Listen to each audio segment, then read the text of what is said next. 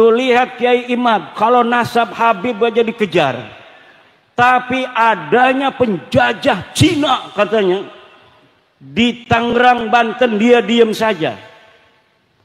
Aktivis-aktivis sudah menolak, tapi Kiai Imad diam saja. Itu tanda bahwa isu nasab ini dibayarin oleh Cina PIK 2 katanya. Bos, itu PIK 2 itu proyeknya Baklawi bos. Aguan itu orang Cina, tapi yang ngejalanin proyeknya itu Baklawi, namanya Mu'annas Al-Aidid. Assalamualaikum warahmatullahi wabarakatuh. Hamdan wa syukron lillah amma ba'dah. Sahabat TR News dimanapun berada, semoga senantiasa sehat walafiat dan dilancarkan dalam segala urusan kebaikan kita. Sahabat, ada sebuah video ya, videonya Maisa Al-Bantani yang menanyakan sikap Kiai Imad tentang PIK ya, soal PIK yang di Banten itu ya, Pantai Indah Kapuk 2. Jadi mungkin Maisa ini kurang paham, dan narasi yang dibangun di media sosial oleh orang-orang yang tidak suka dengan Kiai Imad itu adalah orang yang menerima kucuran dana dari Cina untuk kemudian membahas polemik nasab ini. Alhamdulillah di sini saya tunggu-tunggu ya, Kiai Imad ternyata juga akhirnya speak up tentang masalah ini, dan ini sangat mengejutkan. Nanti kalian dengarkan sendiri siapakah yang mengerjakan, siapa yang punya proyek PIK, dan itu akan sangat-sangat menghantam mereka, ibaratnya meludahi muka mereka sendiri. Ibarat orang kita itu mengatakan ya, menepuk air di dulang terpercik muka sendiri. Kita simak aja videonya dari Maisa dulu ya. Assalamualaikum warahmatullahi wabarakatuh. Waalaikumsalam warahmatullahi wabarakatuh. Para brother, buat video semenarik mungkin, pertanyakan sikap Kiai Imaduddin, kenapa beliau belum speak up terkait masalah PIK 2. Kita minta beliau speak up, tidak minta beliau untuk sepemikiran dengan kita. Artinya mau beliau mendukung atau menolak, intinya speak up. Pertanyakan sikap beliau kenapa masih diam. Itu yang pertama. Dan khusus ini untuk seluruh rakyat Banten. Sadarlah bahwa kita ini harus bersuara minimal di media sosial. Minimal di media sosial bersuara. Seluruh netizen khususnya Mbuter, buat konten Anda bermanfaat minimal untuk rakyat Banten. Mbuter dan seluruh netizen, Anda punya kesempatan membela rakyat, Anda punya kesempatan membela menyuarakan rakyat Banten. Maka buat konten Anda semenarik mungkin, suarakan rakyat Banten keberatan terhadap PIK 2. Bantu kami ya, konten Anda bermanfaat. Semoga kita bisa saling memberikan manfaat.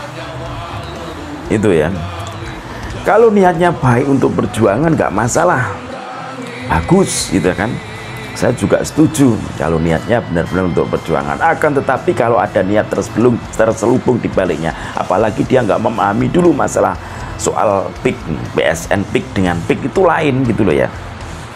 Sebelum nanti Kiai Imad ini menanggapi, saya tampilkan tanggapan dari Kiai Imad. Ini saya kasih paham dulu bahwa Maisa ini adalah orang yang mungkin menurut saya adalah orang yang pengen dihormati selayaknya Kiai Imad dihormati oleh masyarakat. Akan tapi cara mereka berbeda. Kiai Imad benar-benar lillahi ta'ala memperjuangkan negeri ini ya, dari tembodan-tembodan Pahlawi. Sedangkan Maisa sendiri kalau menurut saya begitu melihat Kiai Imad ternyata menabrak Pahlawi, dimuliakan orang, akhirnya dia juga menabrak Pahlawi. Akan tetapi nabraknya pilih-pilih, yang tidak menguntungkan mungkin kayak Rizik Syihab sudahlah ditabrakin. Akan tapi kalau Lutfi bin Yahya masih dijilatin gitu ya. Oke, kita simak aja video tanggapan dari Kiai Imaduddin. Saya ibu-ibu ngomong pakai muqaddam sebagai orang bayang yang tidak ada sejarahnya, tidak ada sosoknya. Ini disangka dibayar oleh Cina katanya. Ini Kiai Imad ini membatalkan nasab Baklawi karena dibayar oleh Cina. Kata saya, urusannya apa Cina sama saya?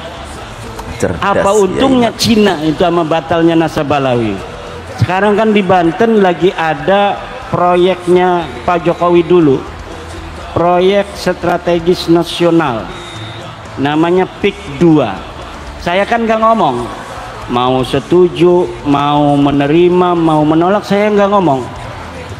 Itu banyak orang-orang yang musuh-musuh Pak Jokowi itu sekarang lagi menolak proyek strategis nasional PIK 2. Lalu karena saya diem aja, tuh lihat Kiai Imad, kalau nasab Habib aja dikejar, tapi adanya penjajah Cina katanya di Tangerang, Banten, dia diem saja. Aktivis-aktivis sudah menolak, tapi Kiai Imad diam saja. Itu tanda bahwa isu nasab ini dibayarin oleh Cina PIK 2 katanya. Bos, itu PIK 2 itu proyeknya Baklawi, bos. Mampusan gitu. Aguan itu orang Cina, tapi yang ngejalanin proyeknya itu Baklawi, namanya Mu'annas Al-Aidid. Dia Baklawi, dia Kabib. Kalau saya ngelihat Baklawinya, saya langsung nolak. Tapi orang nolak, orang menerima itu harus tahu apa yang ditolak, harus tahu apa yang diterima. Objektif ini namanya. Jangan kita nggak ngerti apa-apa, kita menerima. Jangan kita nggak tahu apa-apa, kita menolak. Saya nggak ngerti PIK 2 ini jenis kelaminnya apa. Ini makhluk model apa ini PIK 2? Kenapa? Karena saya belum mendapat penjelasan sebenarnya seperti apa, proyeknya apa, manfaatnya apa, kerugiannya masyarakat apa kalau diterima. Kalau sudah ada ilmu koma bi an ilmu bi PIK wa PSN, baru kita boleh mengatakan menerima, boleh mengatakan menolak. Ilmiah namanya. Objektif. Karena saya komisi fatwa, ketua komisi fatwa Majelis Ulama Indonesia Provinsi Banten. Kemarin saya di SMS, Kiai hari Minggu tolong survei di PIK. Ini dari perintah MUI Banten. Nanti komisi fatwa yang menentukan secara maqasidus syariah apakah diterima ataukah tidak. Kata saya, buat apa kalau kita terjun ke lapangan tapi tidak tahu master plan-nya apa. Saya mohon dikirimkan dari PIK gimana, dari bapedanya gimana, dan alhamdulillah sudah dikirimkan baru kemarin di mobil. Saya baca, tinggal saya terjun ke lapangan. Baru setelah kita tasawur, nah kita menentukan hukum itu harus tasawur. Iyalah. Al hukmu bisyai'i far'un an tasawurihi. Menghukumi sesuatu adalah cabang dari tasawurnya. Kalau kita menghukumi sesuatu, menerima atau menolak tanpa tahu tasawurnya, maka itu orang gendeng. Tasawurnya dulu, tasdiknya dulu, lalu bagaimana manfaatnya, mudaratnya kita timbang secara maqasidus syariah, baru kita menentukan sikap. Tapi banyak orang yang kesusu, belum apa-apa menerima, belum apa-apa menolak. Lah harus ditimbang.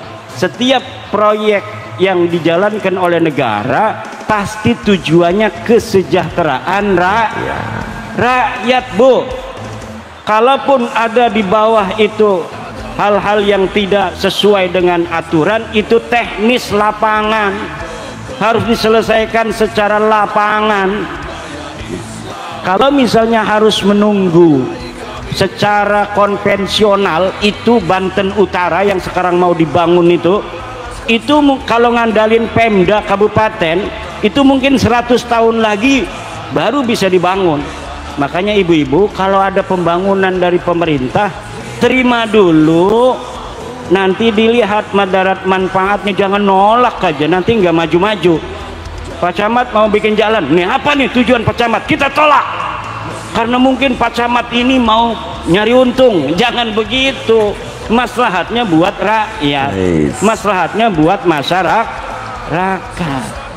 Jadi sekali lagi, bahas nasab ini bukan karena sesuatu hal di lain kita. Ini adalah intern Nahdlatul Ulama. Karena yang masih percaya Habib putune Nabi ku ya cuma NU. Wong lian mau wis ora percaya Habib iku putune Nabi sing jaman bengen. Muhammadiyah iku ora percaya Habib putune Nabi sing bengen. Makanya Muhammadiyah sugih 300 triliun duit-duit tega. Muhammadiyah duitnya 300 triliun Bapak. NU entek Al-Irsyad orangnya sekarang intelek. Kenapa Al-Irsyad itu intelek, kaya? Karena mereka sing bengen wis ora percaya kabeh putune Nabi. Bener. Lah wong NU masih mekenen bae. Nang apa? Duitnya kaken didawir. Uangnya habis didawir ya, untuk dawir. Emang benar, jadi menyikapi segala sesuatu harus dipelajari terlebih dulu, jangan tergesa-gesa, ojo kesusu. Ini adalah yang nolak-nolak itu semuanya adalah orang-orang yang dulu benci dengan Pak Jokowi. Itu kalau saya amati semacam itu, orang-orang yang tidak setuju Pak Jokowi menjadi presiden dan orang-orang yang masih benci dengan Pak Jokowi sampai saat ini gitu loh. Jadi kemudian digodok, digoreng, itu proyek, itu yang semacam itu juga proyek. Saya juga paham itu proyek itu. Jadi mari berpikir sehat ya, berpikir cerdas, berpikir yang rasional, yang logis, agar kita tidak terjerembab dalam doktrin-doktrin atau isu-isu yang dikembangkan. Akhirnya kita terprovokasi oleh mereka. Mereka tujuannya satu, ingin menghancurkan negeri ini, tidak ingin negeri ini maju. Akhirnya mereka kemudian mengusulkan khilafah Islamiyah. Itu adalah rata-rata tujuan mereka. Semoga ini menjadikan kita menambah pengetahuan. Wallahul muwaffiq ila aqwamit thoriq. Assalamualaikum warahmatullahi wabarakatuh. Salam NKRI.